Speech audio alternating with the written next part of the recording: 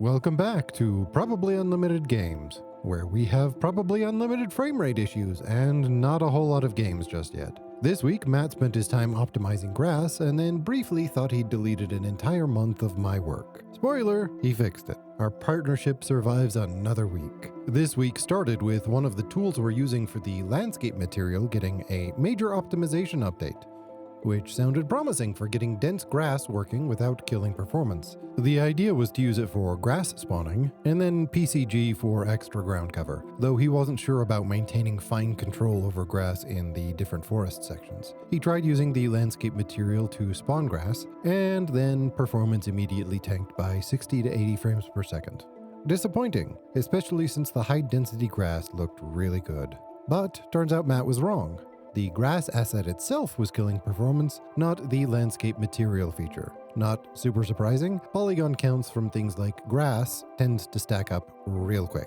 Now he's trying to figure out if there's a way to change which grass spawns in different areas so he can customize sections to make them visually distinct. Because if you're going to have grass, you might as well have interesting grass. And also because we're hoping to make the areas distinct enough that the player knows where they are by what's around them. In further optimizations, he figured out how to make grass encroach less on material not defined as grass areas, which is one of those small improvements that makes everything look more intentional and less just randomly scattered. It also fixed the fact that the grass was spawning in the middle of pathways, which was really annoying. Next, we had problems with bushes. No, not that kind of bush. We're programmers, not players. Matt spent time looking for medium-sized bush and brush foliage. He found some that looked good, but were completely static. No movement. That makes them look really out of place next to our trees and grass, which do sway in the wind. He could probably figure out how to add wind effects to them, but that sounds like a big project when his time would be better spent finishing the actual gameplay loop.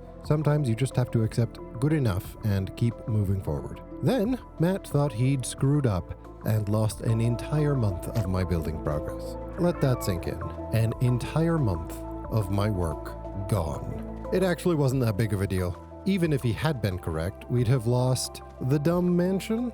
Granted, I spent a lot longer on that dumb mansion than I probably should have, and it would have been a setback for the project, but really it wouldn't have been that big of a deal. The mansion is a beginner project, and it very much looks like it. It's too big, simplistic, and took way too much time. And it's not like I would have lost the experience of building it, which was the ultimate point of the exercise anyway. Also, fun fact, the stairs didn't have enough clearance for the player model to walk up to the second level without bonking his head like a stormtrooper extra. That being said, he did fix it.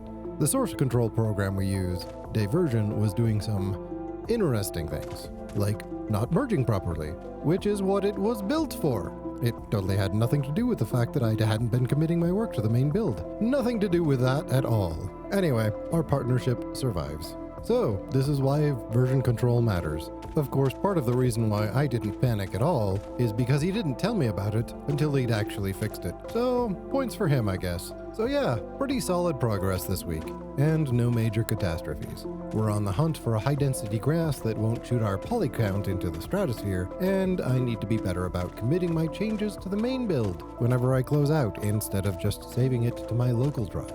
Steve and not Steve watched the entire drama unfold from very different perspectives.